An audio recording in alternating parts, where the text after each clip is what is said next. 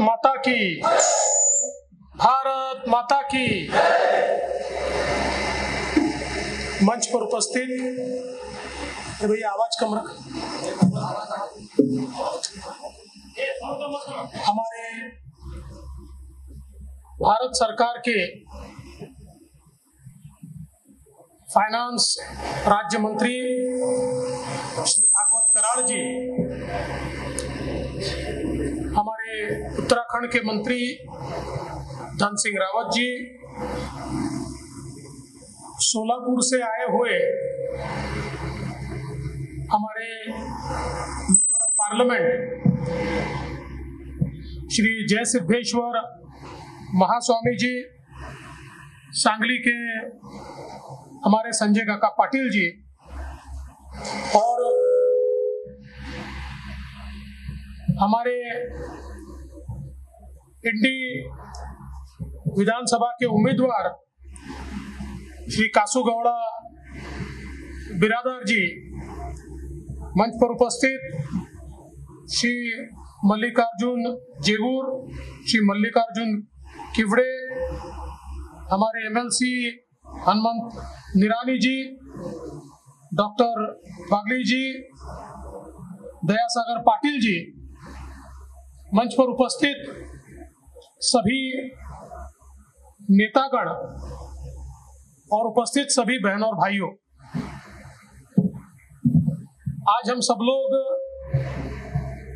यहाँ पर उपस्थित है हमारे कासूगौड़ा बिरादर जी को समर्थन देने के लिए। हम सभी जानते हैं कि 10 मई को कर्नाटक की विधानसभा का चुनाव होने वाला है। पिछले समय कर्नाटक का चुनाव हुआ था और थोड़ी सी सीटें बीजेपी को कम मिली थी। उसके बाद कुछ समय तक कर्नाटक में जो सर्कस हुई वो आप सब लोगों ने देखी। वो सर्कस ही थी, जेडीएस और कांग्रेस की सर्कस। लेकिन आप सबके आशीर्वाद से कर्नाटक उस सर्कस से बाहर आया और फिर एक बार कर्नाटक में भारतीय जनता पार्टी की सरकार बनी। हमारे वरिष्ठ नेता श्रीमान येदियुरप्पा जी, इनके नेतृत्व में भारतीय जनता पार्टी की सरकार ने काम करना शुरू किया और विशेष रूप से जैसे ही डबल इंजन की सरकार आई, ऊपर आदरणीय प्रधानमंत्री मोदी जी और नीचे आदरणीय येदियुरप्पा जी, तो कर्नाटक ने तेजी से भागना शुरू किया और विकास की ओर कर्नाटक तेजी से बढ़ने लगा। येदियुरप्पा जी ने जिस समय ये कहा कि उम्र के कारण मैं भी मुख्यमंत्री पद छोड़ना चाहता हूं, और फिर उन्हीं के सजेशन पर उस समय भारतीय जनता पार्टी के हमारे वरिष्ठ नेताओं ने, प्रधानमंत्री जी, हमारे अध्यक्ष जी, हमारे अमित भाई, इन्होंने बसवराज बोम्मई जी को मुख्यमंत्री पद की कमान दी और हम सबने देखा कि लगातार कर्नाटक में विकास की ओर जाने का सिलसिला जारी रहा। आज देश में मोदी जी की सरकार ने पिछले 9 वर्षों में भारत को पूरे तरीके से परिवर्तित किया है। अभी अभी कराड़ साहब बता रहे थे कि भारत अब दुनिया की 5वीं सबसे बड़ी अर्थव्यवस्था है और हमने अब पूरे यूरोप को पीछे छोड़ दिया। जर्मनी हो, फ्रांस हो, इंग्लैंड हो, ये सारे देशों को पीछे छोड़ दिया और मोदी जी के नेतृत्व में 2030 में भारत दुनिया की तीसरी सबसे बड़ी अर्थव्यवस्था होगी। और ये जो अर्थव्यवस्था का विस्तार हो रहा है, इस विस्तार का उपयोग प्रधानमंत्री मोदी जी ने किसके लिए किया? अमीरों के लिए नहीं, पैसे वालों के लिए नहीं। मोदी जी ने इसका उपयोग किया गरीबों के लिए, किसानों के लिए, ओबीसी के लिए, पिछड़ों के लिए, आदिवासियों के लिए, महिलाओं के लिए, जो समाज में पीछे छूट गए, ऐसे लोगों के जीवन में परिवर्तन लाने के लिए ये सारे पैसों का उपयोग मोदी जी ने किया। आज आप देखिए, करोड़ों लोगों के घर शौचालय बने, तो हमारी महिलाओं को आज बाहर जाने की जरूरत नहीं है, शर्मिंदगी महसूस करने की जरूरत नहीं है, और विशेष रूप से लोगों के हेल्थ में, आरोग्य में भी सुधार आया। आज करोड़ों घरों में गैस का सिलेंडर पहुंचा, तो हमारी माताएं बहनें जो धुआं खाती थी, आज उसमें से उनको मुक्ति मिली। करोड़ों लोगों के घर बिजली पहुंची, करोड़ों लोगों के घर पानी पहुंचा। अगर हम कर्नाटक की बात करें तो डबल इंजन की सरकार ने 55 लाख परिवारों में शौचालय पहुंचाया। कर्नाटक की सरकार ने 45 लाख परिवार, 45 लाख परिवार का अर्थ होता है अगर 5 लोग भी एक परिवार में, तो तकरीबन 2 करोड़ लोग, 2 करोड़ लोगों तक पीने का पानी ये जल जीवन मिशन के माध्यम से पिछले 4 सालों में कर्नाटक में लोगों के घरों तक हमारी कर्नाटक की बीजेपी की सरकार ने पहुंचाया। आज हम देख सकते हैं हमारे इंडी में करीब 60 से ज्यादा गांव में जल जीवन मिशन का पानी पहुंच चुका है, और बरसों से जो लोग घरों में पानी के लिए तरसते थे, उनके भी घरों में नल का पानी आज जा रहा है। ये परिवर्तन मोदी जी ने करके दिखाया। आज करोड़ों लोगों को घर मिला, मकान मिला। आज अगर हम कर्नाटक की बात करें तो 25 लाख लोग आज लाभान्वित हुए हैं, जो अपने घरों में रहते हैं, क्योंकि प्रधानमंत्री आवास योजना जैसी योजना मोदी जी ने तैयार की, और हर आदमी जिसका घर नहीं है उसको घर देने का काम मोदी जी के माध्यम से हो रहा है। आज हम लोग हमारे किसानों का जब विचार करते हैं तो मोदी जी ने पीएम किसान जैसी योजना लाई, 6,000 रुपया किसानों को देने का निर्णय किया। हमारी कर्नाटक की सरकार ने, बीजेपी की सरकार ने कहा अगर मोदी जी 6,000 रुपये दे रहे तो हमने भी उसमें कुछ हाथ लगाना चाहिए। हमारी सरकार ने भी 4,000 रुपये दिए, तो आज 10,000 रुपये हर किसान के घर में कर्नाटक में जा रहे। 55 लाख किसान आज कर्नाटक के इस योजना का फायदा ले रहे हैं। ये परिवर्तन आज हुआ है। आज इतने बड़े पैमाने पर रोड का काम चल रहा है। आज आप देख सकते हैं कि सोलापुर विजयपुर ये जो रास्ता है, इस रास्ते के लिए मोदी जी ने, गडकरी जी ने पैसा दिया। आज इस रास्ते का काम चल रहा है।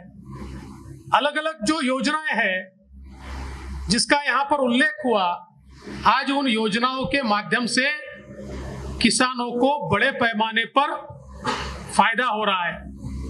आज जिस प्रकार से सरकार ने अलग अलग प्रकार के विकास के कामों से लोगों तक पहुंचने का फैसला लिया, मैं ऐसा मानता हूं कि सामान्य व्यक्ति, आम आदमी, गरीब आदमी, इसका विचार इससे पहले कभी नहीं हुआ। एक समय था कांग्रेस के नेता गरीबी हटाओ का नारा देते थे, लेकिन कांग्रेस ने गरीबी कभी हटाई नहीं। कांग्रेस ये समझती थी कि जब तक देश गरीब रहेगा तब तक हमको वोट देगा, इसलिए गरीबों की गरीबी हटे ही नहीं, गरीब गरीब ही रहे, ताकि आंख मूंद कर कांग्रेस को वोट देता रहे। इसलिए कांग्रेस ने कभी प्रयास नहीं किया, लेकिन पहली बार इस गरीबी को हटाने का प्रयास मोदी जी के माध्यम से हम लोगों ने होता हुआ देखा। आज लिफ्ट इरिगेशन जैसी योजनाएं करोड़ों रुपए बोम्मई जी की सरकार उसके लिए दे रही है। और मैं तो सवाल पूछना चाहता हूं कि हमारी इंडी में 10 साल से जो एमएलए है, 10 साल में उनका इंडी के लिए क्या योगदान है, क्या कंट्रीब्यूशन है। जो भारतीय जनता पार्टी की येदियुरप्पा जी की और बोम्मई जी की सरकार ने काम किए, उसी की ओर अपना ठप्पा लगा के मैंने किया बताते हुए घूमते हैं। उन्होंने किया वो एक काम ये आप दिखा नहीं सकते, जो काम हुए हैं वो भारतीय जनता पार्टी की सरकार के कारण हुए हैं। तो आप लोग ये ध्यान में रखिए, डबल इंजन की सरकार है, केंद्र में मोदी जी का इंजन है, यहाँ बोम्मई जी का इंजन है। अब इस इंजन के साथ अगर बिरादर जी का डिब्बा जुड़ जाए तो ट्रेन कितनी फास्ट भागेगी। अगर कांग्रेस का डिब्बा जोड़ा तो ट्रेन जाएगी बंगलोर की तरफ इंजन, और डिब्बा जाएगा सोलापुर की तरफ, तो विकास थोड़ी होगा। आज विकास क्यों हो रहा है? डबल इंजन की सरकार है। और इसलिए मोदी जी को, बोम्मई जी को साथ देने वाला इस प्रकार का नेता अगर हम यहां से चुनकर भेजते, और आप देखिए कासू गौड़ा जी एक सामान्य परिवार से आते हैं, उन्होंने अपनी मेहनत से अपने नेतृत्व को खड़ा किया है। नगर पालिका में चुनकर आए, वहां नेतृत्व किया, और सामाजिक हो चाहे आध्यात्मिक हो, सारे संस्थानों के साथ उनका जुड़ाव रहा है।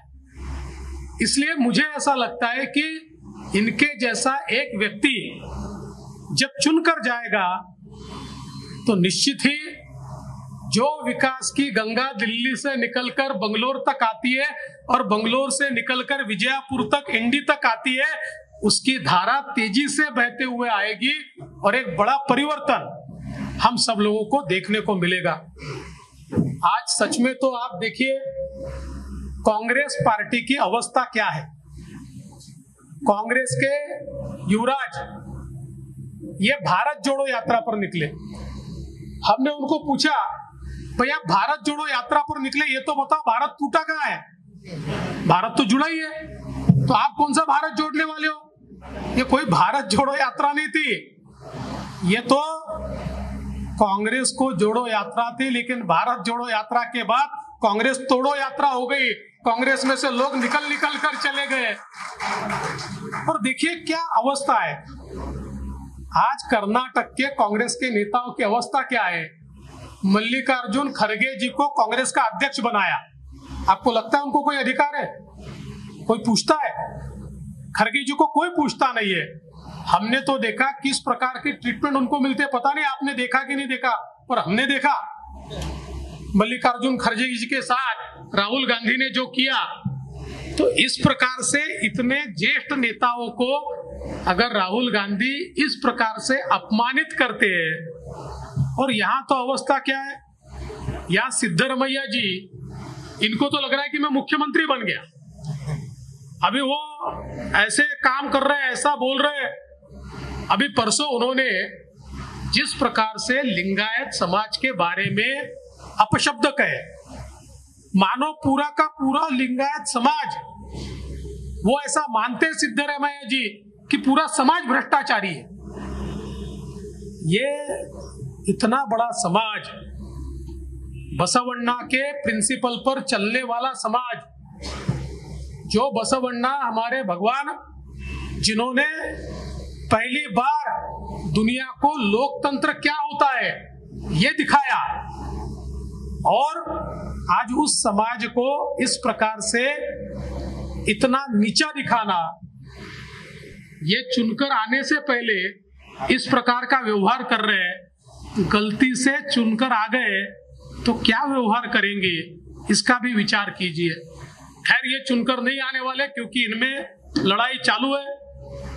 डीके शिव कुमार उनकी टांग खींच रहा है, वो उनकी टांग खींच रहे हैं। ऊपर से खड़गे जी बोलते हैं मैं तो अध्यक्ष ही हूँ, मैं आके यहाँ पर मुख्यमंत्री बनने वाला हूँ। तो ये सब इनका चलता रहेगा, लेकिन इनके ख्वाब 10 तारीख को टूटेंगे, जब पूरा कर्नाटक मोदी जी को, बोम्मई जी को, भारतीय जनता पार्टी को वोट देगा, और पूरे बहुमत के साथ। क्योंकि आपको पता है कुमार स्वामी जी तैयारी बैठे सर्कस करने के लिए। वो बोलते मेरे 10 भी आ गए तो मैं सर्कस का घोड़ा हूं। लेकिन कुमार स्वामी जी भले ही तैयार बैठे हो, मैं उनको भी बताना चाहता हूं, हमारे कर्नाटक के लोगों को ये ध्यान में आया है कि टूटी फूटी मैंडेट देकर कर्नाटक का नुकसान होता है। इसलिए इस बार पूर्ण बहुमत के साथ भारतीय जनता पार्टी की सरकार कर्नाटक में बनेगी, और आप लोगों का आशीर्वाद मिलेगा तो उस सरकार में एक एमएलए के रूप में हमारे कासू गौड़ा जी भी बैठेंगे और आपके लिए विकास का काम करेंगे। इसलिए आपका आशीर्वाद उनको दीजिए, इतना ही निवेदन करता हूं और अपने शब्दों को विराम देता हूं। जय हिंद।